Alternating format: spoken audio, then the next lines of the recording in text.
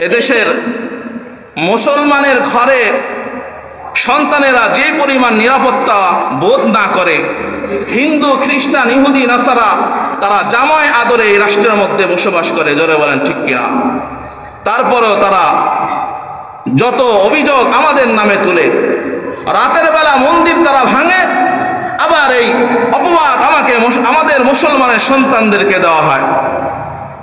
মনে রাখবেন, কোনো মুসলমানের সন্তান কারো ধর্মীয় বিষয়ে আঘাত করে না, কোনো মুসলমানের সন্তান কারো ধর্মীয় উপাসনালয়কে অপদস্থ করে না, কোনো মুসলমানের সন্তান কোনো ধর্মীয় এরকম ভাবে উপাসনালয়ে তারা এরকম আক্রমণ চালায় না, যতক্ষণ পর্যন্ত না মুসলমানের সন্তানের হৃদয়ের মধ্যে তারা এরকম ভাবে শত্রুতার বীজ বপন না করে, যতক্ষণ পর্যন্ত না তারা মুসলমানের মসজিদে হামলা না করে, যতক্ষণ পর্যন্ত না তারা কোনো মুসলমানের সন্তানকে দিবালোকে গলা কেটে হত্যা না করে, ততক্ষণ পর্যন্ত কোনো মুসলমানের সন্তান কোনো বিধর্মীদের উপরে চোখ রাঙানি দেয় না। যখন তারা এইগুলা ঘটাইতে থাকে, তখন প্রত্যেকটা মুসলমানের হৃদয়ের মধ্যে রক্তক্ষরণ হইতে থাকে। তারা তাদের এই চেতনা, তাদের মধ্যে ইমানের বীজ, তাদের মধ্যে ইমানের জোশ এরকম ভাবে উতরাইতে থাকে, তারা সহ্য করতে পারে না। এই জন্য তারা তাদের উপরে দুই একটা ঘটনা এরকম ভাবে তারা আক্রমণ চালায়, তাদের উপরে এরকম ভাবে হুমকি ধামকি দিয়ে থাকে। শুনে রাখো, ও বিধর্মী যারা এই বাংলার জমিনে বসবাস করতেছো, এদেশের মুসলমানের নিরাপত্তা যদি তোমরা নষ্ট করতে চাও, তাহলে তোমাদের ঠিকানা এই বাংলার জমিনে হবে না, জোরে বলেন ঠিক কিনা? এদেশে গৌর গোবিন্দ যারা মুসলমানের ধর্মীয় বিষয় নিয়ে ছিনিমিনি খেলেছিল, কোরবানি বন্ধ করে দেওয়ার অপচেষ্টা চালিয়েছিল, শুনে রাখো, সেই দেশ শাহজালাল ইয়ামানি রহমাতুল্লাহ আলাইহির দেশ, যেই দেশে শাহজালাল ইয়ামানি রহমাতুল্লাহ আলাইহি আগমনের কারণে তোমাদের ধর্মীয় নেতা, তোমাদের এরকম ভাবে ধর্মীয় শাসক গৌর গোবিন্দ রাতের আধারে এই বাংলার জমিন থেকে পালিয়ে যেতে বাধ্য হয়েছে। তার অস্তিত্ব আজও পর্যন্ত খুঁজে পাওয়া যায় নাই। তরবারির আঘাত করতে হয় নাই, যুদ্ধ করতে হয় নাই। মুসলমানের ইমানের অস্ত্র এমন পাওয়া যে মুসলমানের এক বীর পুরুষ এই বাংলার জমিনে আগমনের কারণে এরকম ভাবে কাপুরুষ, এরকম ভাবে বেঈমান মুশরিক এরকম ভাবে বাংলার জমিন থেকে রাতের আধারে পালিয়ে যেতে বাধ্য হয়েছে, জোরে বলেন ঠিক কিনা?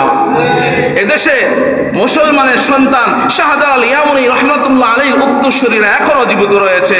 হযরত শামসুল হক ফরিদপুরি রহমাতুল্লাহ আলাইহির এরকম ভাবে যোগ্য সন্তানরা উত্তরসূরিরাই বাংলার জমিনে জীবিত রয়েছে। শাহ আহমদ শফি রহমাতুল্লাহ আলাইহি, জুনায়েদ বাবনগী রহমাতুল্লাহ আলাইহির সন্তানেরা এই বাংলার জমিনে এখনো জীবিত।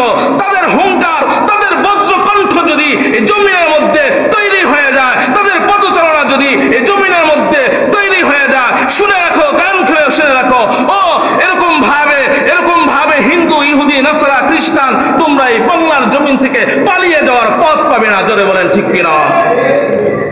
হিন্দুত্ববাদী জঙ্গি সংগঠন এই ইস্কন এরকম ভাবে এই দেশের নাম তারা এরকম ভাবে বিশ্বের মানচিত্রের মাঝে তারা এই দেশের নাম সুনাম খ্যাতিকে তারা নষ্ট করে দিতে চায়। ফ্যাসিবাদ সরকারের দোসর এরকম ইন্ডিয়ার রয়ের এজেন্ট এই উগ্রবাদী হিন্দুত্ববাদী সংগঠন ইস্কন তারা এই বাংলার জমিন থেকে ইসলামের নাম নিশানা মুছে দিতে চায়। শুনে রাখো, তোমাদের এই মিশন পূর্বেও কোনোদিন 1400 বছরের পর থেকে আল্লাহর নবী সাল্লাল্লাহু আলাইহি সাল্লামের পর থেকে এই পর্যন্ত তোমাদের মিশনে তোমরা কোনোদিন সফল হও নাই, ভবিষ্যতে হবেও না। এদেশের মুসলমানের সন্তানেরা তোমাদের যে কোনো অপচেষ্টা, যে কোনো মিশন তারা শক্ত হাতে দমন করার জন্য যথেষ্ট, জোরে বলেন ঠিক কিনা?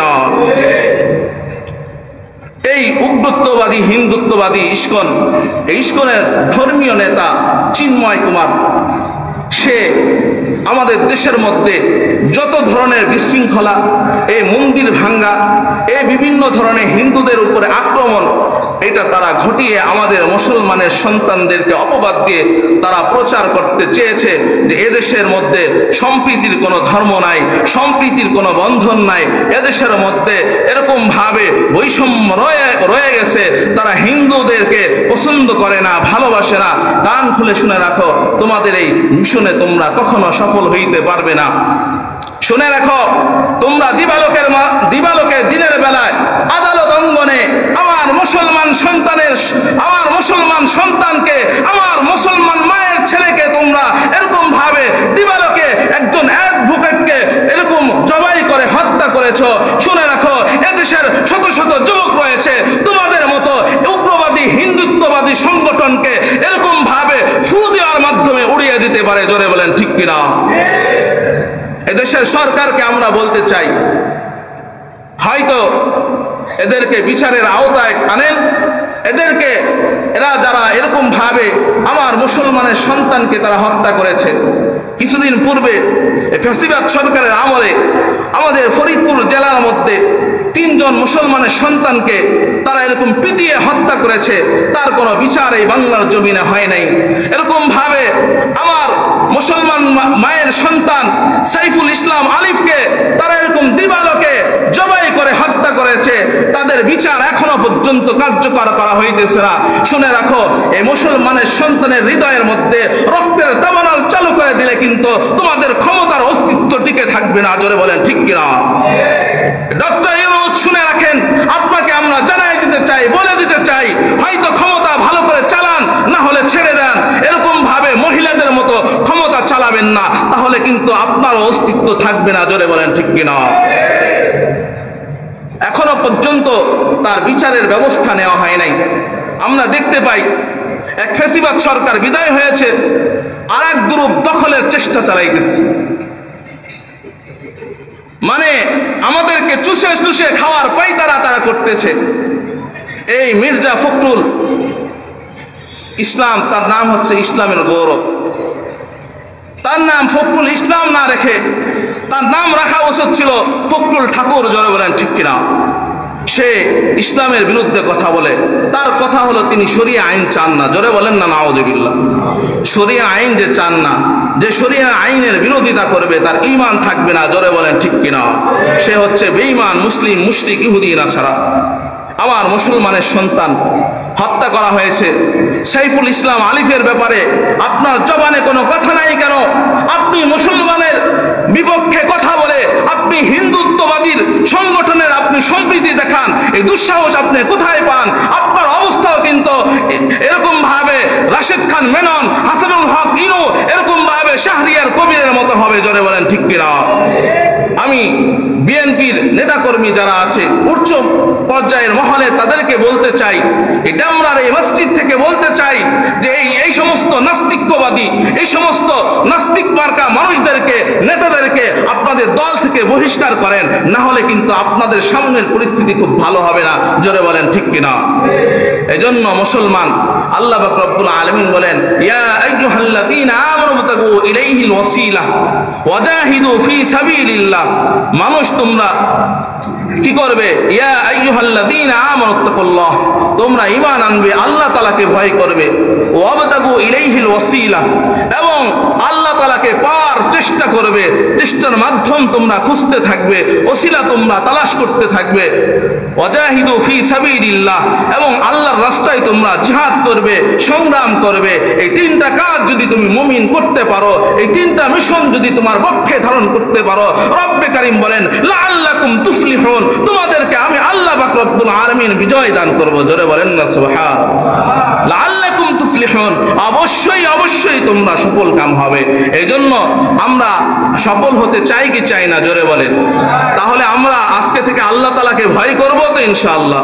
কারা কারা করব? 2 হাত তুলে মালিককে দেখাই। আল্লাহ আমাদেরকে সর্ব অবস্থায় আপনাকে ভয় পাওয়ার তৌফিক দান করেন। আমরা আল্লাহ তাআলাকে ভয় করে জান্নাত পাওয়ার পথ খুঁজবো তো ইনশাআল্লাহ, ওসিলা খুঁজবো তো ইনশাআল্লাহ। এই জন্য আমরা গুনাহ থেকে বেঁচে থাকার চেষ্টা করব তো ইনশাআল্লাহ, গুনাহমুক্ত জিন্দেগি করব। আল্লাহ তাআলার ওসিলা তালাশ করা মানে, আল্লাহ তাআলাকে পাওয়ার ওসিলা তালাশ করা মানে জান্নাতে যাওয়ার রাস্তা তালাশ করার ওসিলা মানে আমি গুনাহমুক্ত জিন্দেগি গড়ব, ছোট ছোট নেকি আমি করার চেষ্টা করব। তৃতীয় আরেকটা কাজ হলো যে ওয়াজাহিদু ফি সাবিলিল্লাহ, আল্লাহ তাআলার রাস্তায় জিহাদ করার চেষ্টা করব, জিহাদের জন্য প্রস্তুত থাকব। যখনই জিহাদের ডাক আসবে, মুমিন মুসলমানের উপরে ফরজ হবে, তার ঈমানি দায়িত্ব হবে সেইটাকে সাড়া দিয়ে জিহাদের ময়দানে এরকম ভাবে অগ্রসর হওয়া, জিহাদের ময়দানে নেমে যাওয়া, জিহাদ করার চেষ্টা অন্তরে লালন করব তো ইনশাআল্লাহ। এই তিনটা বিষয় যদি আমি আর আপনি আমার হৃদয়ে ধারণ করতে পারি, রব্বে কারীম বলেন লাআল্লাকুম তুফলিহুন, অবশ্যই অবশ্যই তোমরা সফলতা অর্জন করবে। জোরে বলেন না সুবহানাল্লাহ। তাহলে আমরা পাঁচটা কাজ, একটা হলো ঈমান, দ্বিতীয় কাজ ঈমান, আর একটা হচ্ছে আমলের। এই দুইটা বিষয়ের আমরা বেশি বেশি শুকরিয়া আদায় করব। আমলের অর্থাৎ ঈমান আর নিরাপত্তার শুকরিয়া আদায় করব তো ইনশাআল্লাহ। আর বাকি আমরা আল্লাহ তাআলাকে ভয় করব, আল্লাহ তাআলাকে পাওয়ার, জান্নাত পাওয়ার ওসিলা খুঁজব। আর হচ্ছে আরেকটা হলো আল্লাহর রাস্তায় জিহাদ করার জন্য প্রস্তুত থাকব, মুজাহাদা করার চেষ্টা করার জন্য তৈরি থাকব।